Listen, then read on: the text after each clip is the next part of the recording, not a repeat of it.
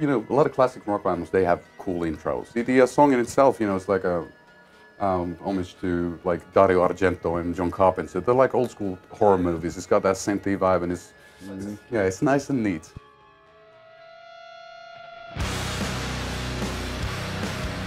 All Lips Go Blue is the first single actually here, and in the States as well. And it is, for us, I think it's an important track because it was one of the first ones we actually got together. The track through which we realized that where the album's gone. You know, with the really knucklehead riff we kind of ripped off from Cathedral. Yeah. Bless Lee. And then having the really melancholy, super weepy, kind of wimpy. Basically, how all the stuff starts is it's me strumming the acoustic, pretending to be Neil Young. That's what I do back home. I get the skeletal structure of the song. Then we go to a rehearsal place, crack open the beers, and then pretend to be Sabbath. No, you know, it's a nasty process. You know, it's like killing your darlings kind of a thing. You know, I'm being all sentimental and there's forlorn lyrics and being all romantic back home, and then the dudes just come in and fart in your pillow and give you a pink eye. You know? Yeah, indeed. And then we mess about. We always, you know, it takes a long time to get a song together because we try it slow and we try it super fast and we try it, you know, all the different versions possible. But I think everybody does, you know, all the bands don't do that at the end of the day. And then we always come to the same conclusion. Yeah, exactly. Yeah, to skip all have a hard riff, skip all the nonsense and, you know, indeed. just, you know. Yeah, for me, it's more like it's a memento mori type of thing. It's like, since all our lips will go blue, blue, at the end of the day, you know, there's no reason to really worry about it too much. So let's just, you know, crack on.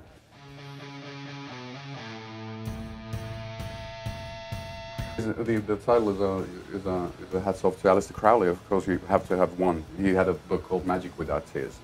So, as a big fans of Led Zeppelin, through you know Jimmy Page's fascination towards Aleister Crowley, you know, we kind of like, or at least I got into the idea that you got to be at least pseudo-satanic to play rock and roll. Yeah. And so that's where the title came from. And I think it's about hopeless hope. You know, not quite being sure whether you want life to be all jolly. You know, whether you need those, you know, whether it needs to rain cats and dogs on occasion to be appreciating the you know, strawberry ice cream on a sunny day. Yeah.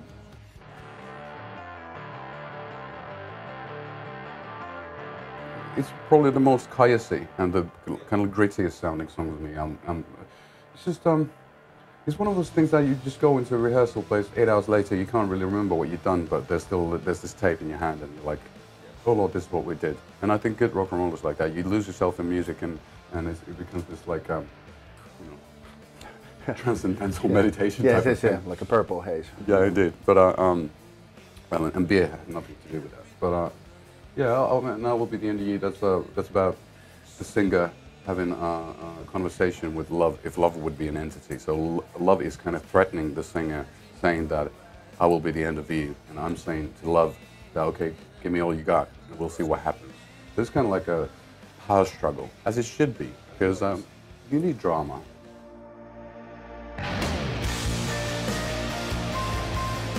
It's the most like, it's kind of the poppier, more anthemic thing, isn't there? There's that huge, gayish keyboard melody and on it, and with the massive guitars, obviously. But yeah, lyrically, all the church bells, all that stuff is.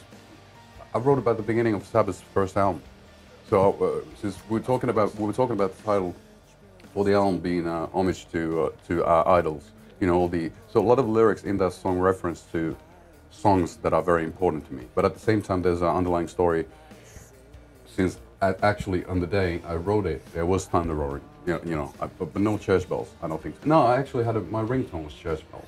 Oh, okay. So it's kind of complicated. You know. I think my I think my bird was calling me, so I heard church bells while it was thundering, and then at the same time I was thinking about Sabbath. So there's like two things going on: the baby, you know, let me hold your hand thing, and then the fact that, you know, I thought that it's like a love song to music we grew up with, and you know, all the songs that, you know, made us who we are in good and bad.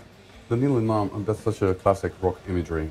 Tim Palmer hated it. He was like, oh, really? Isn't that a bit old? But that's Hand of Doom. No, well, it could be Hand of Doom, okay, Sabbath again. But for me, what it means is the needle of the vinyl arm. So, yeah. Or perhaps a tattoo needle, or you know, Well, it could be like both, a you know, crotcheting needle. that's how I kind of like, that's how I kind of like, I was thinking, you know, life as a vinyl, you know, you can like put the needle on and then you don't want to shake it too much so it doesn't skip, but it does skip when you mess about, when you fuck up. And then at some point it ends and you're trying to rewind it and change the tempo and, you know, from 78 to 33 and everything in between. So there's a lot of that kind of stuff, you know, with the actual vinyl player, the actual music I've listened to on vinyl. And it's just, for me, I've found it like, for me, it was a new angle. It's funny how people always assume the worst. You know, when there's a needle, it always has to be like, you know. Well, it could be. It could be that too, but yeah, it could be the blood tests. yeah, Yeah, yeah, indeed. Yeah. I don't have Hep C.